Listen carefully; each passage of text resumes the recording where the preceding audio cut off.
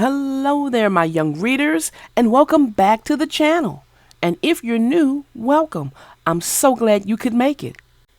Today's story is actually 3 stories in one, and is being brought to you by Thomas and Friends. The name of the book is called James and the Red Balloon and Other Thomas and Tank Engine Stories. Now, if you're not ready, go ahead, go get your snacks, go get your drinks, pause the video, run to the bathroom, come on back, and we'll get started. Stay tuned.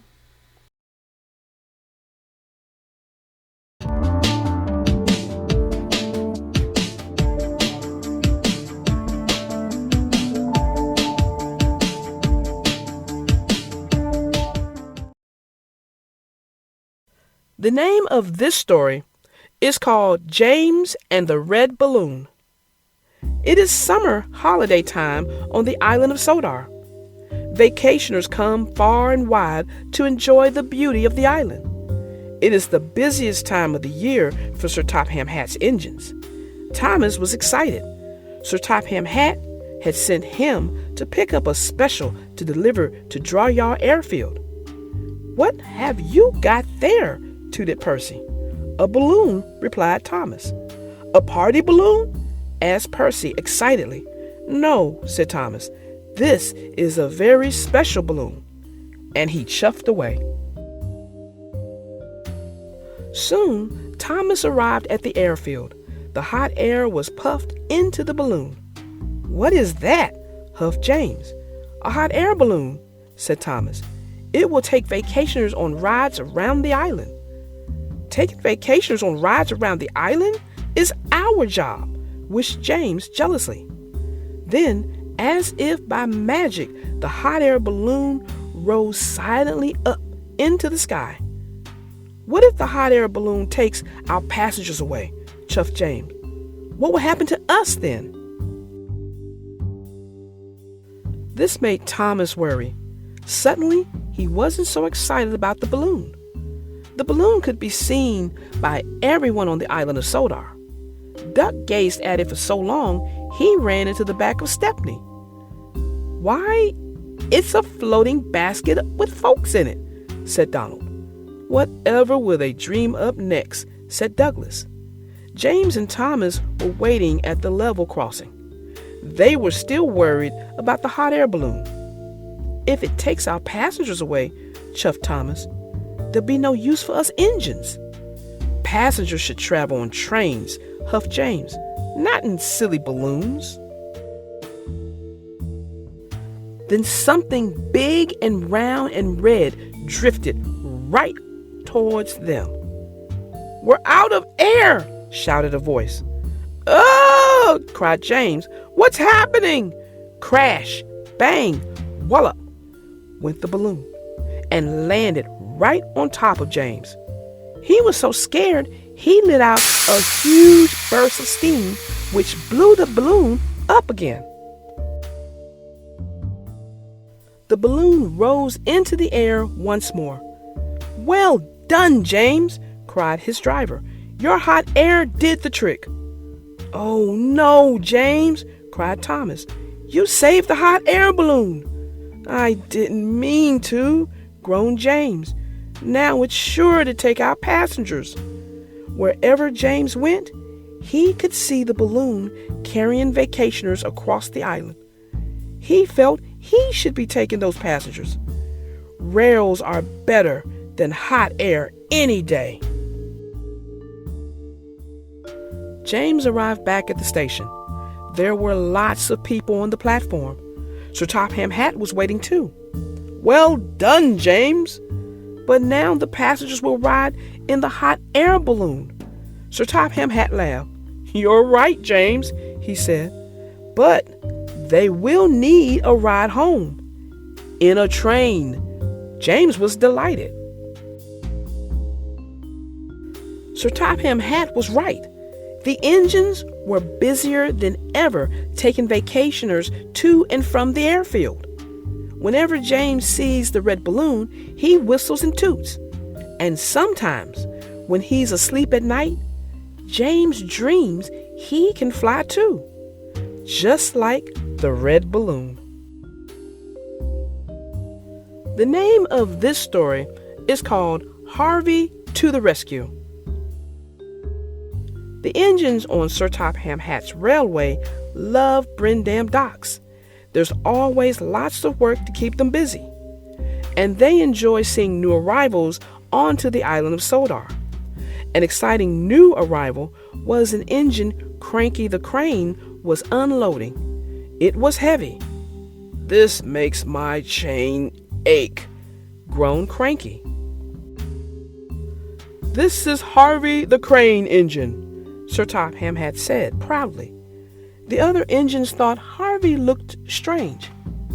Harvey was happy to be on the ground. He didn't like dangling from Cranky's arm at all. "These gentlemen are the railway board," Sir Topham Hatt said. "Tomorrow, Harvey will give them a demonstration. If it goes well, he will join the railway." "What's a demonstration?" "Demonstration," said Thomas. "It's when you show off what you can do." "Like when Thomas and I have a race," said Bertie. "Vroom, vroom." That evening, Thomas had just returned from a hard day's work. He saw Harvey parked near the sheds. Harvey could hear the other engines talking about him. That made him sad. "Harvey's different," said Henry. "He doesn't even look like an engine," said Edward.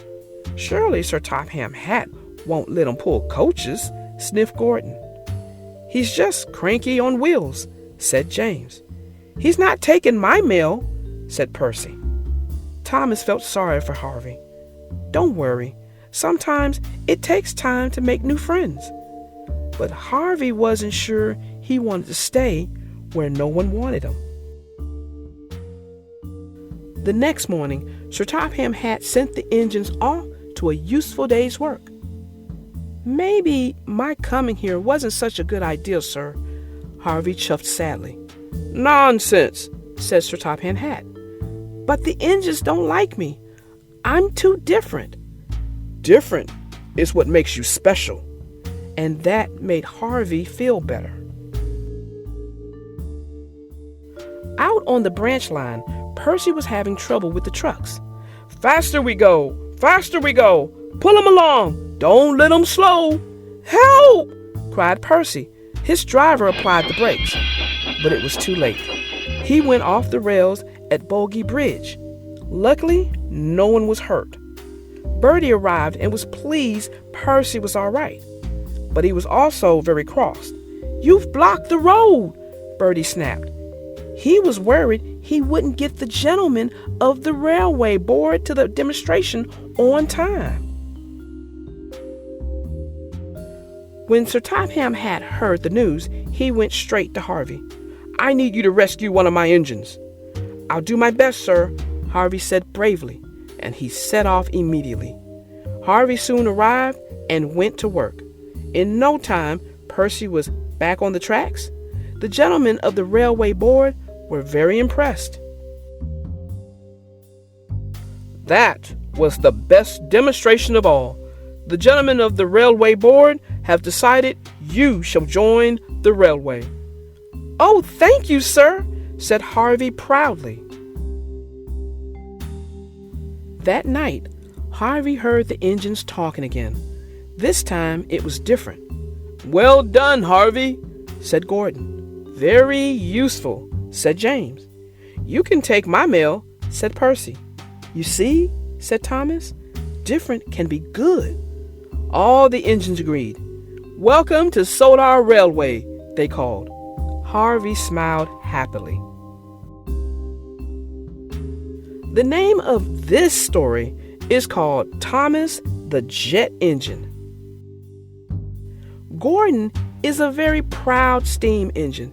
He's the fastest engine on the island of Sodar. He loves speeding along his line with the wind blowing across his funnel. "You've broken the record again," said his driver.